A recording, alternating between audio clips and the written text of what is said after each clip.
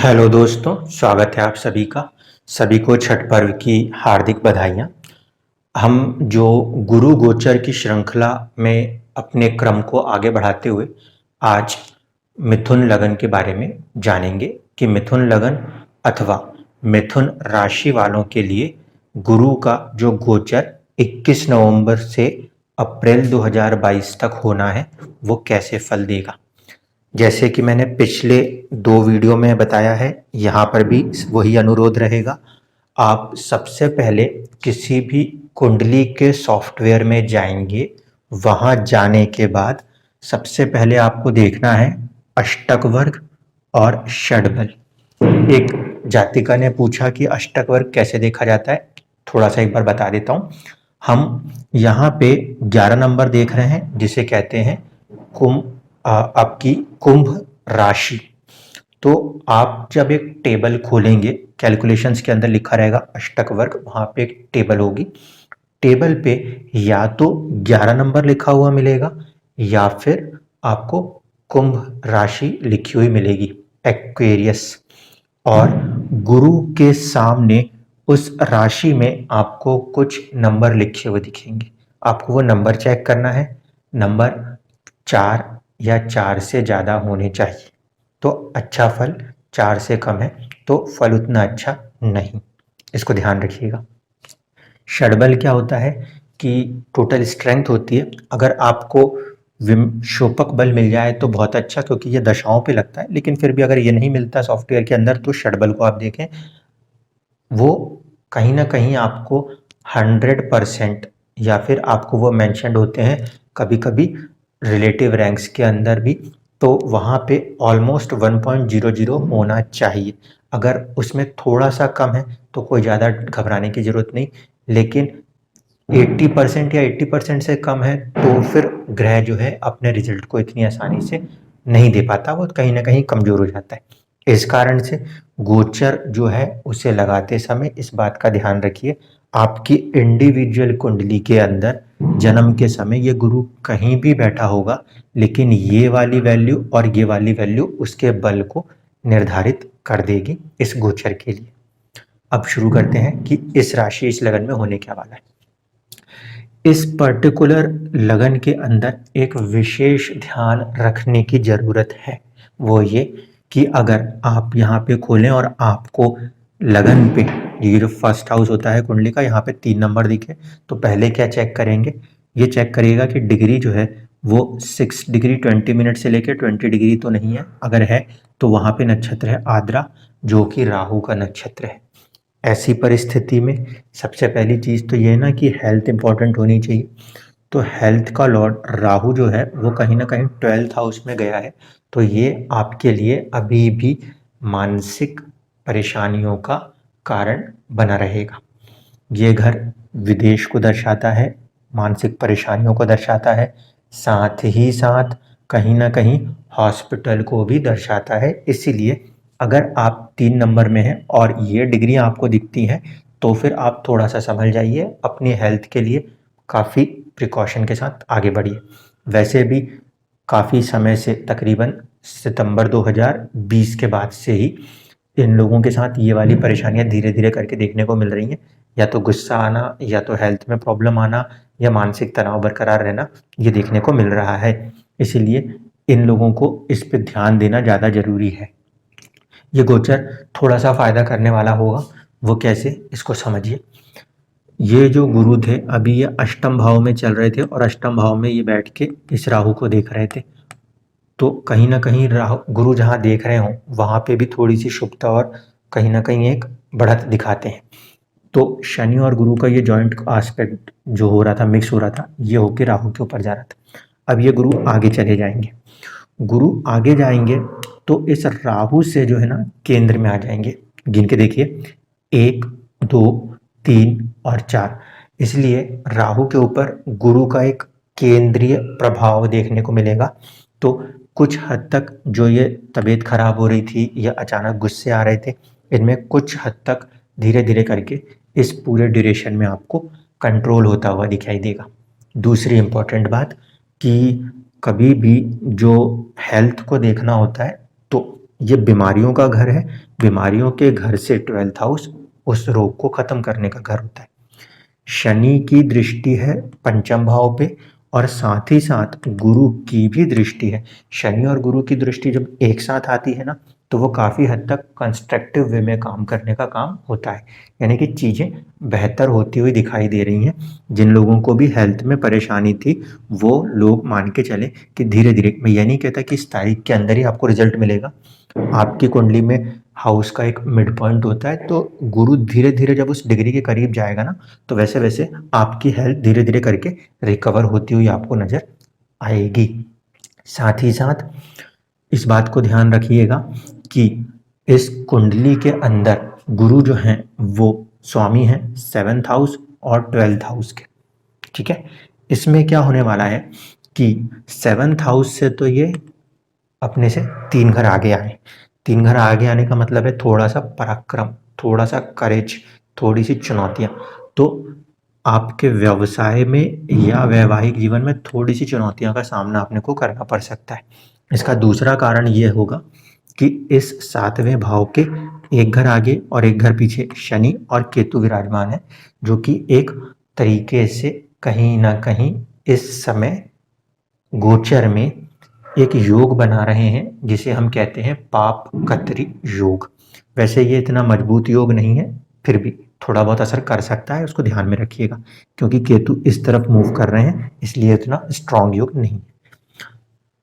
गुरु का यहाँ बैठना कहीं ना कहीं किस्मत और ये 7th हाउस को लिंक कर रहा है, तो आपका जो व्यापार है उसमें कुछ किस्मत कनेक्शन, आपके पार्टनर्स के साथ कुछ किस्मत कनेक्शंस जुड़ने की संभावनाएं बनती हैं। साथ ही साथ ये जो है, ये है आपका 10th house, house of status, और ये है आपका house of service. House of status का मालिक अपने से 12th हुआ है और सर्विस के अंदर केतु की मौजूदगी है, इसलिए हो सकता है कि थोड़ी सी चुनौतियाँ इस समय आपको प्रोफेशन के अंदर देखने को मिले। अब इसमें बहुत सारे कारण हो सकते हैं। एक कारण तो हेल्थ के कारण हो सकता है, दूसरा ये हो सकता है कि विदेशों से कोई काम आ जाए या फिर आप कोई जॉब चेंज करने की कोशिश करें। ऐसे बहुत सारी संभावनाएं यहाँ पे आपको बनती हुई दिखेंगी। तो ये हुआ 7th हाउस और 10th हाउस को लेकर। लेकिन 10th हाउस का मालिक जो है वो किस्मत में आया है, तो किस्मत कुछ अच्छा करने के लिए आपको यहाँ पे प्रेरित भी करेगी। घबराने की जरूरत बिल्कुल भी नहीं है, क्योंकि जो गुरु जिस राशि में बैठे हैं उसके स्वामी के साथ वो तात्कालिक रूप में दोस्त हो चुके हैं। कर्म भाव के ऊपर शनि की दृष्टि है, साथ ही साथ केतु की भी दृष्टि है, तो कहीं ना कहीं कुछ डेवलपमेंट्स यहाँ पे जॉब के अंदर हो सकती हैं, जो कि उस फील्ड में चेंजेस को दिखाएं या फिर जॉब में कोई परिवर्तन की संभावनाएं यहाँ पे बन सकती हैं। इस पर्टिकुलर लगन के लिए 2 चीज़ों को बिल्कुल ध्यान रख के चलिएगा। वो क्या 2 बातें हैं उसको देख लीजिए। एक तो ये कि इस लगन के अंदर जो लग्नेश होता है ना, जिसे हम फर्स्ट हाउस का लॉर्ड कहते हैं, वो है बुध, जो कि बहुत ही फास्ट मूविंग प्लैनेट है। वो हर महीने बदलता रहता है, इसलिए इस लगन के अंदर के लोगों को थोड़ा सा अपनी फिजिकल हेल्थ पे ध्यान देना है। गुरु आए हैं यहाँ पे और ये आपके लगन को देख रहे हैं, तो कहीं ना कहीं ये वक्त होगा फैट के बढ़ने का, यानी कि आपके मोटापे में बढ़त होने की संभावना यहाँ बनती है। ये इसलिए बोल रहा हूँ क्योंकि जो तीसरे नंबर की राशि का स्वामी है वो बहुत तेजी से मूवमेंट करता है, तो वो एक एक महीने में एक एक राशि आगे बढ़ जाता है। यहाँ पे ये चीज़ ग्रोथ दे सकती है, तो अपने फिजिकल हेल्थ पे एक अच्छा ध्यान रखने की ज़रूरत आपको पड़ेगी।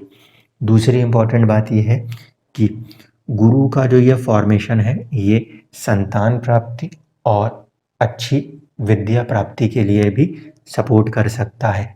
तो जो लोग इस तरफ आगे बढ़ना चाह रहे हैं उनके पास एक मौके मिलेंगे। साथ ही साथ जो एक अच्छे एजुकेशन फील्ड के अंदर अपने आप को आगे बढ़ाना चाह रहे हैं, उन लोगों को भी काफ़ी अच्छे रिजल्ट्स देखने को मिलेंगे। यहाँ पर सबसे इम्पोर्टेंट फैक्टर जो ध्यान रखने की है वो ये कि आपके किस्मत का स्वामी अष्टम में चल रहा है, जो कि अष्टम का भी स्वामी है, और अब ये नीच के गुरु से मुक्त होगा और राहु से दृष्ट होगा। इसलिए थोड़ा-सा यहाँ पे प्रिकॉशन रखिएगा, क्योंकि एक दोष माना जाता है कि 8वें घर में शनि हो और 12वें में राहु हो तो कुछ परेशानियां मानसिक तौर पे ज़्यादा बढ़ा देता है। लेकिन दूसरी तरफ पे ये अच्छी बात इसलिए हो सकती है क्योंकि ये राहु की आस्पेक्ट आपके 8th हाउस के लॉर्ड पर है, जो कि आपको सडन गेन्स दे सकती है।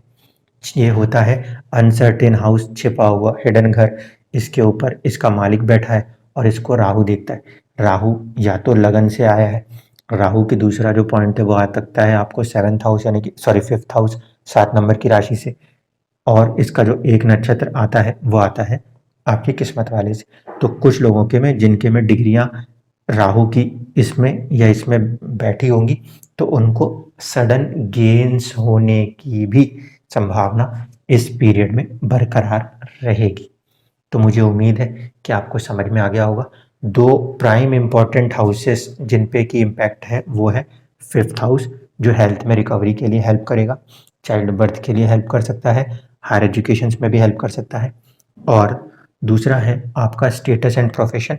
हो सकता है इसके अंदर कोई नए चेंजेस आपको देखने को मिले। सो मिथुन लगन वालों को पॉजिटिव रहने की ज़रूरत है और इनके लिए भी हम एक अच्छा समय कहेंगे, क्योंकि गुरु का गोचर एक नवम भाव से हो रहा है तो इनको उतना ज़्यादा डरने की ज़रूरत नहीं है। अब हम चर्चा करते हैं कि अगर इसी भाव में कोई दूसरा ग्रह पहले से मौजूद है तो क्या उनके फल हो सकते हैं। सबसे पहले यहाँ पे ले लेते हैं हम सूर्य को। अगर जन्म के समय यहाँ पे आपको आपका सूर्य नज़र आता है और इसके ऊपर से ये गुरु का गोचर हो रहा है तो सूर्य जो है वो पराक्रम भाव के स्वामी है।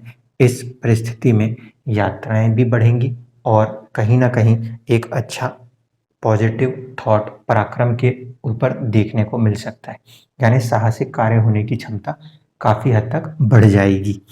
इसी तरीके से अगर यहाँ से हम देखें, इस कंडीशन में ध्यान रखिएगा कि आपकी राशि जो है वो बदल जाएगी, वो हो जाएगी कुंभ। ये वाली चीज़ सिर्फ लगन पे होगी, मिथुन लगन पे, राशि पे नहीं होगी, क्योंकि चंद्रमा यहाँ पे कुंभ राशि में है। तब ऐसी परिस्थिति में ये गजकेसरी योग फॉर्म होगा किस्मत के अंदर यहाँ पे, क्योंकि ये धन भाव के स्वामी से गुजरेंगे तो धन आगमन की संभावनाएं ज़्यादा बढ़ जाएंगी। इसी तरीके से अगर चंद्रमा के बाद यहाँ पे आपको देखने को मिले मंगल, तो फिर आपको संभल जाना है। क्यों संभल जाना है? क्योंकि ये 6ठे घर के मालिक हैं, जो कि थोड़ा सा रोग और चोट को भी बढ़ा सकते हैं। साथ ही साथ आय भाव के, लाभ भाव के स्वामी हैं, इसलिए लाभ भी दे सकते हैं। तो यहाँ पे हम इसे मिक्स्ड रिजल्ट मानेंगे। इसी तरीके से अगर यहाँ पर आपको बैठे हुए दिखें जन्म के समय के ही गुरु, तो फिर इसका मतलब है कहीं ना कहीं व्यापार में वृद्धि और कहीं ना कहीं आपके स्टेटस में गेन की संभावना होने वाली है। इस सिचुएशन में भी आपको काफ़ी पॉजिटिव रहने की ज़रूरत है। इसमें आपको ये देखने पड़ेंगे कि उन प्लैनेट्स की डिग्री कहाँ पर है और गुरु की डिग्री कब उन प्लैनेट्स की डिग्रियों के बराबर जाती है। इसके अलावा अगर यहाँ पर हम देखें कि हमें मिलते हैं शुक्र, तो ऐसी परिस्थिति में शुक्र जो हैं वो स्वामी हैं आपके 12th हाउस के लॉर्ड हैं और कहीं ना कहीं 5th हाउस के। तो ऐसे में संतान प्राप्ति और विदेश यात्राओं की संभावनाएं ज़्यादा बन सकती हैं, या फिर हेल्थ से जुड़ी हुई जो ट्रैवलिंग्स है वो बढ़ सकती है 12th हाउस के कारण। इस पे ध्यान रखिएगा। अब बचते हैं आपके बुध और शनि। तो अगर यहाँ पे आपको बुध बैठे हुए मिलते हैं जन्म के समय के, तो ये बहुत अच्छा पीरियड माना जाएगा। क्यों? क्योंकि 1st एंड 4th हाउस का लॉर्ड है बुध और उसके पास गुरु का गोचर हो रहा है। कहीं ना कहीं इसमें वृद्धि होगी। एक तो हेल्थ के अंदर वृद्धि हो जाएगी और दूसरा कहीं ना कहीं आपके सुखों में मानसिक शांति देखने को मिल सकती है। लेकिन ये राहु की मौजूदगी फिर भी एंग्जाइटी बरकरार रखती है। इसमें थोड़ा सा अपने को कैलकुलेटिव होना पड़ेगा। लास्ट जो है वो है आपका कि यहीं पे आपको शनि बैठे हुए मिल जाए। ऐसी परिस्थिति में ये भाग्य के स्वामी भाग्य में है, तो यहाँ पे भाग्य का सपोर्ट काफ़ी अच्छा मिलता हुआ दिखाई देगा।